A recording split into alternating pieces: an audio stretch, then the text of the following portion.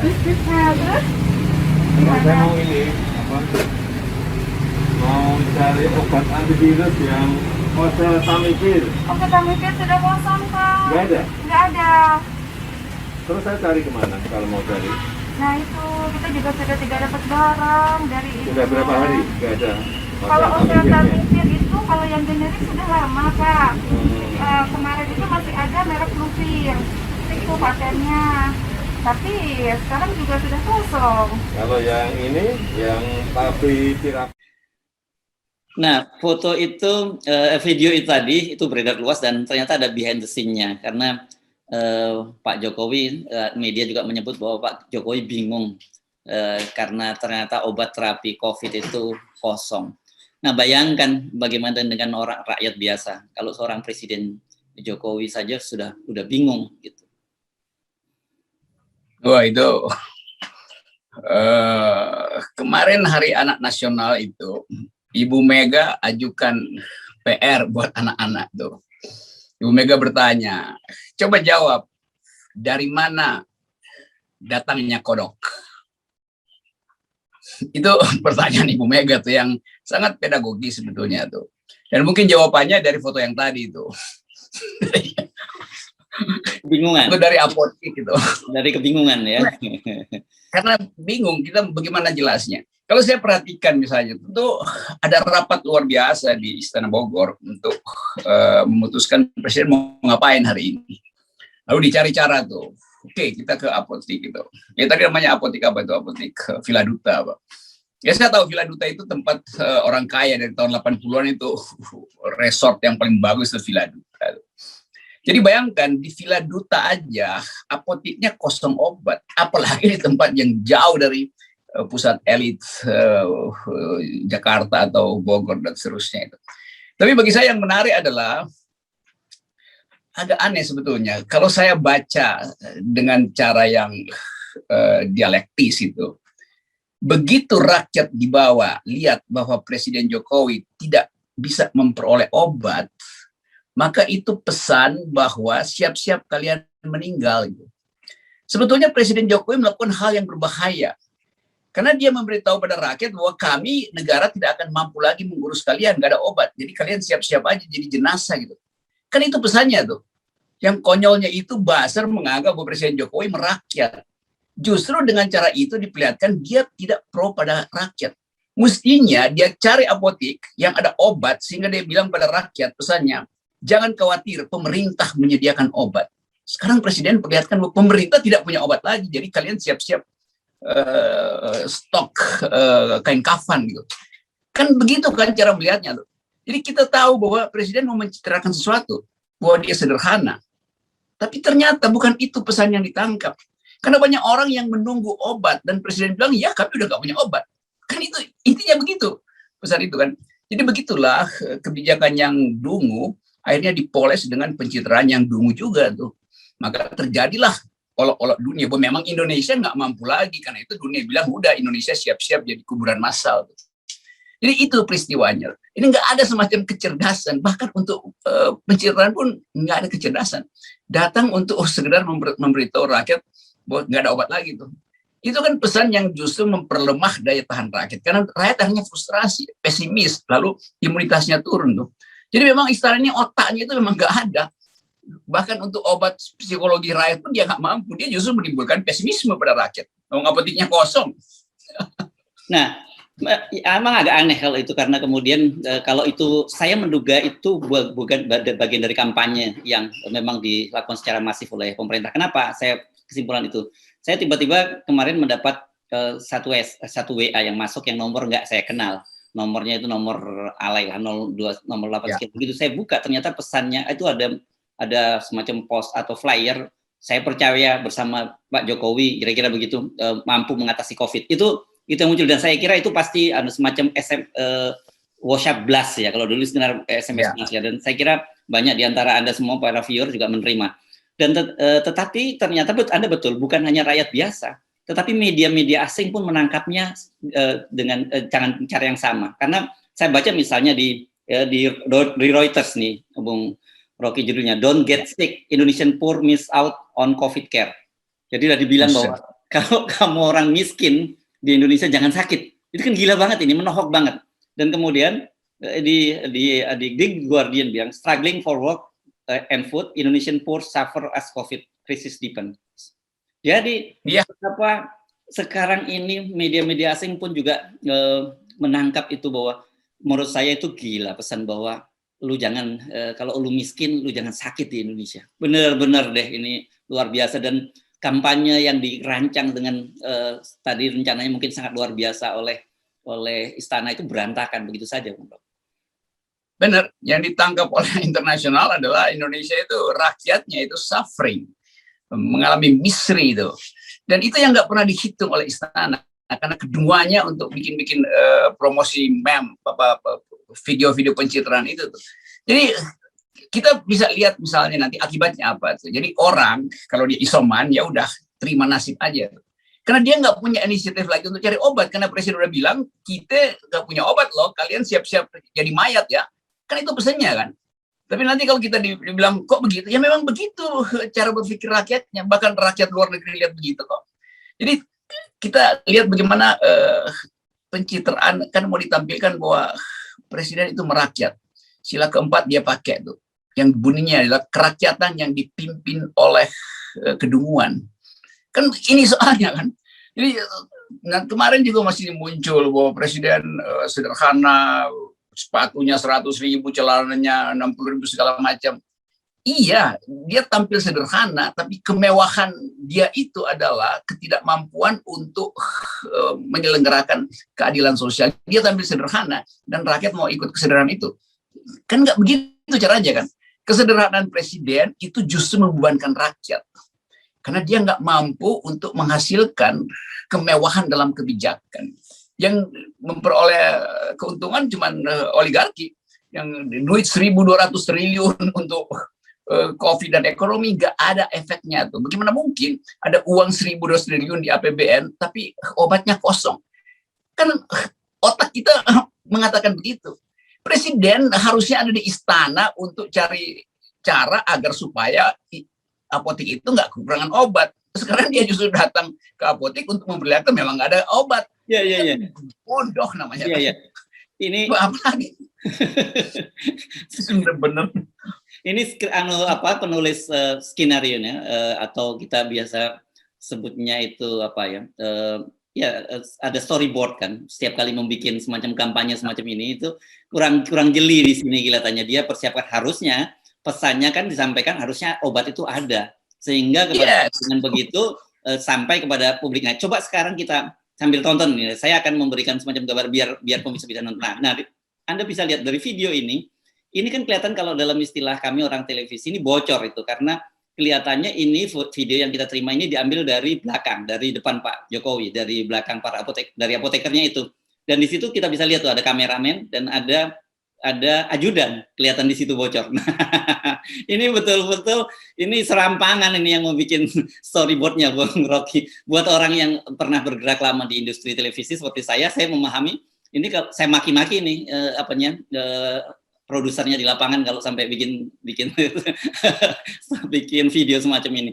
Karena menurut saya satu storyboardnya lemah dan kedua teknik pengambilannya bocor ini kameranya. Kelihatan kita tahu bahwa ini tidak natural, ini by design gitu video ini. Ya, oke. Ya, saya perhatikan itu bahkan si mbak-mbak apotekernya itu dia dengan lancar mengucapkan kalimat itu. Berarti 2 hari sebelumnya udah dikasih narasinya. Lalu kameranya udah nongkrong di situ dari sehari sebelumnya tuh, supaya nggak perlu diatur-atur lagi. Dipasang fix kamera di situ tuh. Lain kalau misalnya presiden ngomong di situ ditangkap oleh CCTV, kan mestinya begitu supaya terlihat itu candid gitu kan. Ini memang satu paket yang nggak ada otak semua tuh. Yang bikin nggak ada otak, yang jadi punakawan nggak ada otak, yang lagi pamer di situ nggak ada. Jadi ini kumpulan orang yang nggak punya otak, yang mengakibatkan rakyat itu frustrasi. Rakyat memang menonton itu, lalu anggap presiden ngecek ya, iya, tapi beritanya presiden bilang kalian siap-siap jadi mayat karena nggak ada obat lagi. Jadi pesan itu nggak nyampe, pesan bahwa optimislah bahwa pemerintah menjamin kesehatan. Ini nggak ada, justru pemerintah bilang kami angkat tangan, nggak ada obat. Jadi buruk banget itu. Jadi seluruh skenario itu berantakan dan itu Saya nggak tahu nih buzzernya mau bilang apa lagi itu kan. Buzzer akan bilang iya, tapi kami masih bahagia tuh karena presiden menemui apoteker. Apoteker bilang iya, ini narasinya, gue disuruh ngomong begini tuh. Ya. Satu lagi saya kira ini kita bicara pada mama.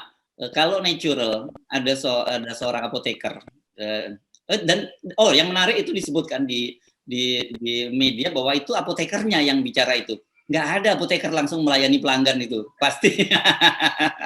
Ini benar-benar banyak kekonyolan dan biasanya kalau ada seorang apalagi tugas apoteker di front line-nya ada melihat seorang Presiden Jokowi datang pasti histeris dulu ya, Bung Rocky ya. Sebagai orang awam pasti akan bilang histeris, bukan kemudian ngomong sebegitu lancar begitu. Jadi ini scripted, ini betul-betul membaca skenario semua. Udahlah, kita lupakan. Nah, tadi Anda bicara soal buzzer. Sekarang ini buzzer lagi hajar rame-rame karena hari ini kan rencananya akan ada demonstrasi besar-besaran, ajakan demonstrasi besar-besaran Jokowi Endgame gitu ya disebutnya ya. Dan kemudian para buzzer itu sekarang menggantikan buat trending topik bahwa bongkar ini siapa yang menjadi semacam provokator untuk unjuk rasa gitu kira-kira, yang mereka katakan bahwa seperti saya baca Ade Armando menyebutkan bahwa ini pasti ada politisi yang menunggangi, politisi busuk yang menunggangi unjuk rasa hari ini gitu, Bung Rocky. Ya nggak ada soal mau politisinya busuk nggak busuk, yang penting ditangkap nggak oleh rakyat. Kalau rakyat bilang ya memang benar tuh mau politisi busuk ya, mau politisi bersih, isunya tetap real gitu. Lain kalau memang nggak ada isu, kan orang menganggap ya memang presiden mesti diturunkan. Lalu siapa yang mau dikompori lagi? Semua orang merasa begitu. Jadi ini memang bagaimana mendefinisikan buzzer gitu. Buzzer kan orang yang disewa untuk memindahkan otaknya ke dengkul supaya lebih cepat terlihat. Kalau di dalam kepala kan nggak kelihatan, kalau di dengkul kan kelihatan otaknya. Jadi tema-tema semacam ini menunjukkan bahwa frustrasi itu memang terjadi. Sehingga ya pasti ada politisi busuk tuh.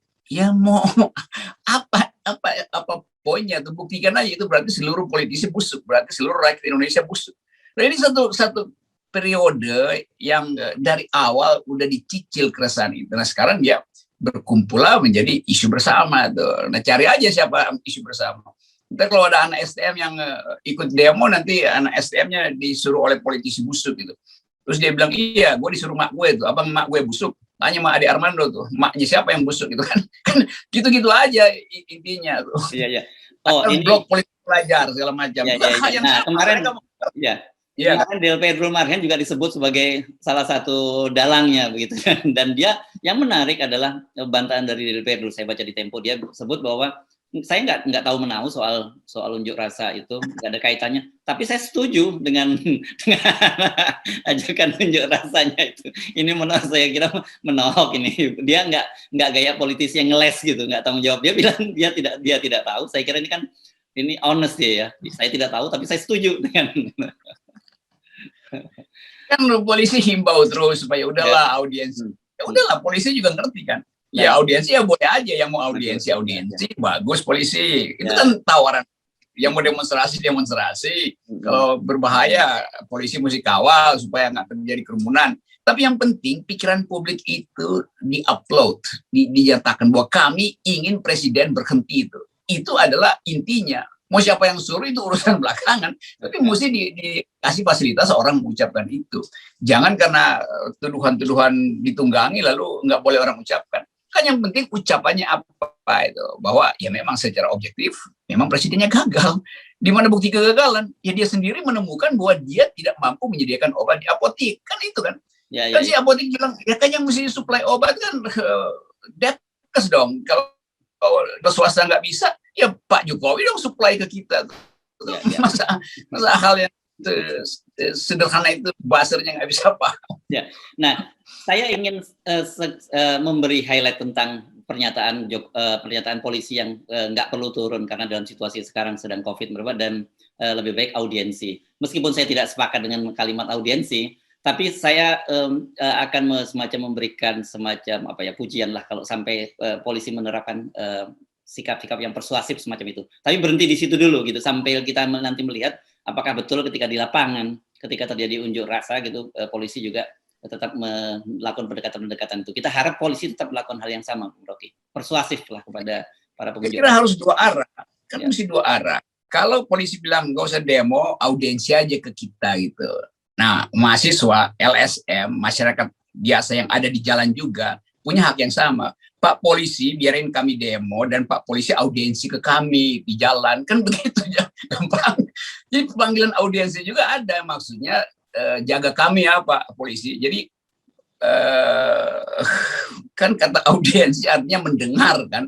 Jadi karena itu polisi dihimbau mendengar juga permintaan demonstran untuk mengawal mereka. Itu namanya audiensi juga. Dari kata auditu artinya mendengar, saya mau mendengar tuh. Nah, mudah-mudahan polisi juga mendengar permintaan rakyat supaya amankan kami ya. Jangan sampai Pak polisi dimemkan oleh para buzzer sebagai gagal lagi itu. Jadi begitu intinya tuh. Jadi dua arah aja, nggak ada soal. Ya. Oke, saya kira memang ini situasinya sangat krusial baik bagi pemerintah maupun juga para pengunjuk rasa ya. Mereka para pengunjuk rasa tahu bahwa dengan turun ke jalan menunjuk rasa itu mereka risiko yang dihadapi adalah membentuk klaster baru gitu, klaster demonstrasi. Tetapi kelihatannya mereka mengabaikan ketakutan terhadap penurunan COVID dan sebagainya karena melihat ada satu yang jauh lebih urgent. Itu cara berpikirnya saya kira ya teman-teman yang mau berunjuk rasa hari ini. Ya, dan secara akademis memang diterangkan bahwa safety itu nomor 2, basic needs nomor 1. Itu yang disebut sebagai hierarki dari yang dibuat oleh Abraham Maslow, seorang psikolog sosial yang menganggap bahwa orang akan mengambil risiko terhadap keamanan kalau basic needs-nya itu tidak terpenuhi. Jadi perut itu mendahului dada itu. Jadi dada diperintah oleh perut. Jadi kalau soal basic needs ya udah nggak ada, itu bukan lagi diprovokasi, memang ilmu pengetahuan bilang begitu. Ya. Kalau begitu suruh Ade Armando baca Abraham Maslow supaya dia paham bahwa yang nyuruh orang demonstrasi itu adalah teori ilmu sosial yang dia pelajari itu kan. Begitu tuh. Ya. Oke, baik. Terima kasih Bung Rocky. Kalau Anda mau demo, saya kira penting tadi untuk diperhatikan. 1, jaga protokol kesehatan. 2, juga kita pengen juga tidak terjadi, jangan sampai terjadi perusakan fasilitas-fasilitas umum. Jangan sampai terprovokasi. Nah, ini hati-hati juga karena dalam situasi begini biasanya pasti akan ada yang mencoba memprovokasi Anda dan kemudian nanti kesalahan ditimpakan pada Anda. Sebaliknya pada polisi akan menarik tadi kalau yang disarankan oleh Bung Rocky, silakan beraudiensi di jalanan. Nah, inilah jauh lebih menarik. Itu ya Bung Rocky.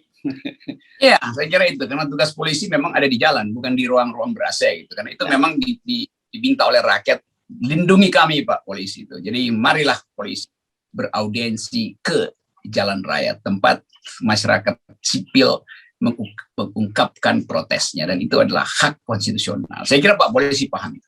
Yes, baik. Saya kira doa kami tetap bersama Anda, bersama rakyat Indonesia. Mudah-mudahan kita bisa melewati masa-masa sulit ini karena jauh di luar sana itu banyak sekali orang-orang yang menderita tadi yang seperti disoroti oleh Reuters, kantor berita Reuters, bahwa orang miskin di Indonesia, juga The Guardian tadi ya, yang menyoroti hal yang sama, memang sangat berat menjadi orang miskin di Indonesia. Karena itu saya kembali mengingatkan pada Anda, buat Anda yang ternyata mempunyai keberuntungan, hidup Anda masih berkecukupan dalam situasi pandemi, jangan lupa kita berbagi.